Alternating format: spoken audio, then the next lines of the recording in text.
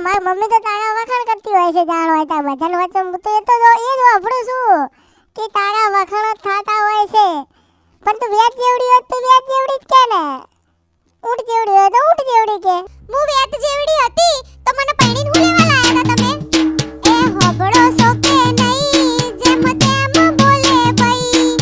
કઈ દો ન કરનાવા ગરમ પાણી મળશે નહીં અલ્યા તારા પોણીએ કોઈ બાને ના નવડાવવાના હોય તાર બુદ્ધિ છે કે નહીં આ તું આવા બધા નાટકો મત કરો મહેરબાની કરીને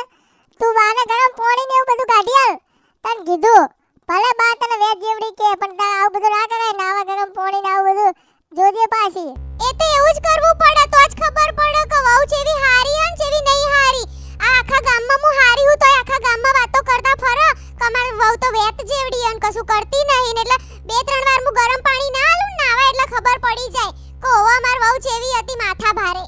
અલી કોઈ માથા ભારે નહીં બનવાનું તમારે તમાર બુદ્ધિ છે કે નહીં પૈણી લાયા છે તો તમારે અમારા ઘરના કામ કરવાના ને બધું કચરા પોતા કરવાના બીજું તમારું કામ શું હોય એટલે તમે આવું બધું કામ કરવા જ મને લાયા એમ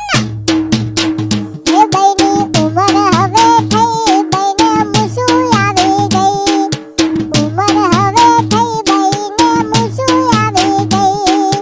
ઘરમાં મોટા વહુ છો બાની સંભાળ રખાય ગઈ બાની ઉમર હવે થઈ બાને કોઈ કહેવાય નહીં બાની ઉમર હવે થઈ બાને મુસું આવી ગઈ ઘરમાં મોટી વહુ છે બાને કોઈ કહેવાય નહીં મારાની બાને કશું નહીં કહેવાય બાને હવે મુસી આવી ગઈ હવે તારે જે કહેવાનું હોય કહેવાનું ને તારે બધું સંભાળ લેવાનું ઘર કામકાજ હો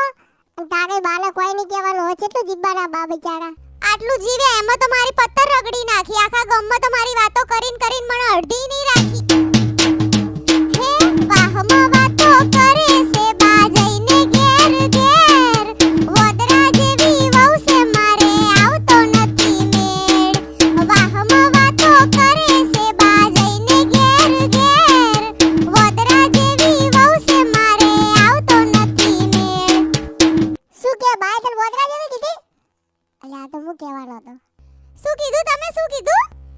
તમે મને વદરા જેવી કહેવાના હતા એમ અલ્યા ના ના હું તને કહું બોદરા જેવી બાપા બાય કીધું એટલું બરોબર છે તું સમજણી